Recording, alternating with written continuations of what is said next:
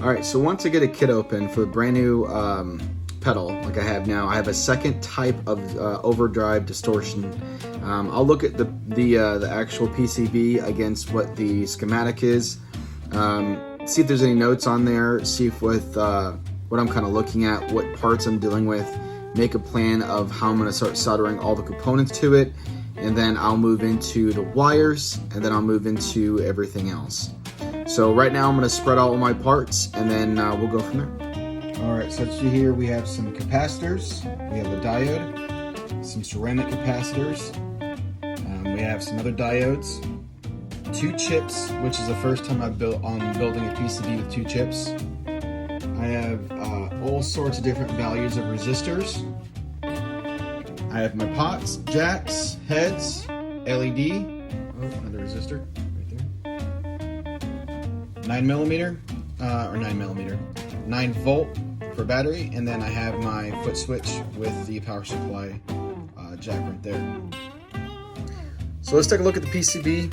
As you can see, everything has values, everything's written out. A couple things to note. So this is upside down, only because this is how it's printed. When I go to install, it's going to be flipped. So symbols like this is your ground. All these are resistors, so small rectangular boxes. The in tip, out tip, that's going to be to your jack. These circles right here are all for your wiring for your pots. These right here will be your diodes.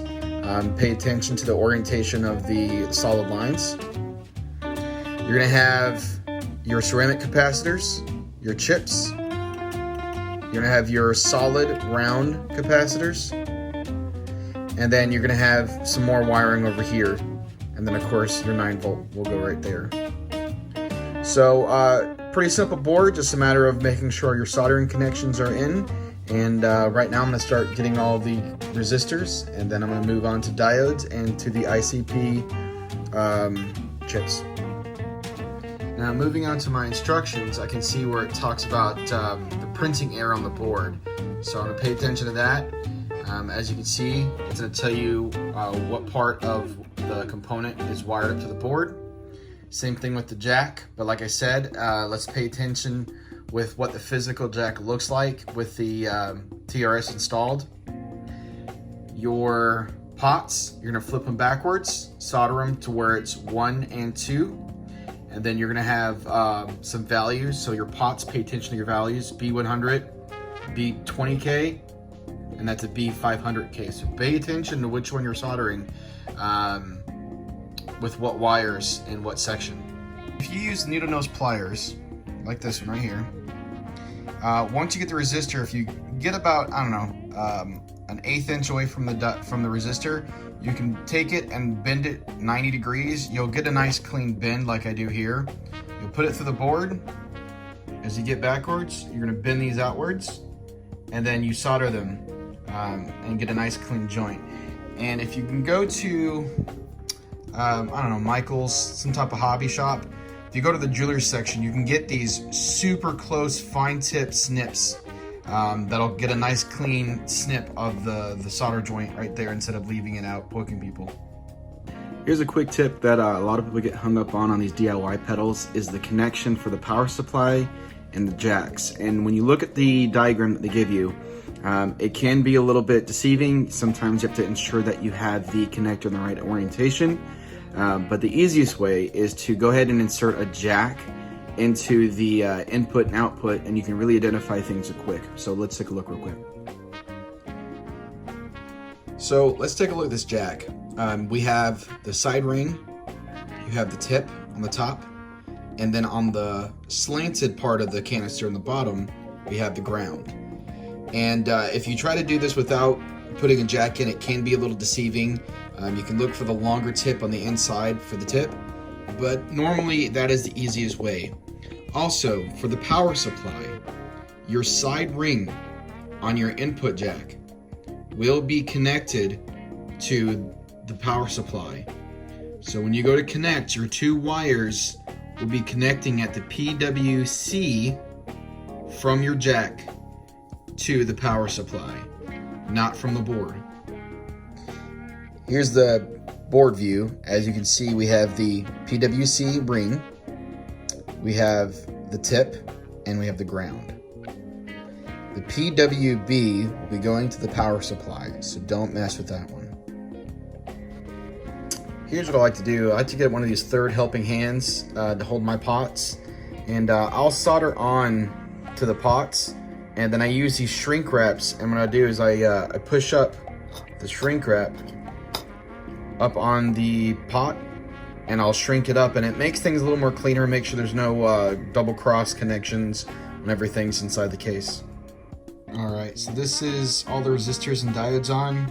It is super important to point out that do not solder these holders on with the IC chips installed. Take those out and install these one by one so you don't overheat the chip itself. So looking at the back part of this, I'm gonna remove this real quick. This is what the back of your board should look like. Nice and silver, clean, cut low. And right now I'm gonna move on to ceramics. And again, important thing to point out with those is with the ceramics and capacitors, do not solder all the way down to the board. Make sure you leave a gap from the bottom of the component to the PCB when you solder. All right, so 7 coats of the chrome finish, and then I do about 6 to 5 coats of this very clear lacquer. That'll get a nice clear gloss on it. Same deal with the cover. I'll do 6 or 7 coats of the base cover, and the water decal, I'll get about 6 or 7 coats of that clear gloss on it. All right, and this is it. So I wound up getting a couple extra sets of black knobs to change out with some of these parts, and I think black will go good with this pedal. Couple things, when you put down the water decal, just make sure you flush down all of the water out from underneath the water decal. You'll get some bubbles underneath, like I have a little imperfection right here, which will be covered up by the knob, so it's not the end of the world. And then make sure that you heat the water decal as soon as you get it in position so it shrinks and thins out as quick as possible. Once that's done, let it sit and dry for maybe 30 minutes and then do a couple coats of clear lacquer. I have a good few set of coats on this pedal. I'm gonna let this sit overnight, and then I'm gonna cut out the holes and mount all the hardware and get this pedal all finished up. But it is looking really cool from what I wanted and what I envisioned. All right, guys, so this is the final day of installation.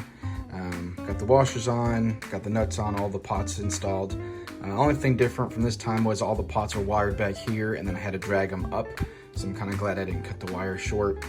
Getting these two in were it was a challenge, but it's all in there, it all fits.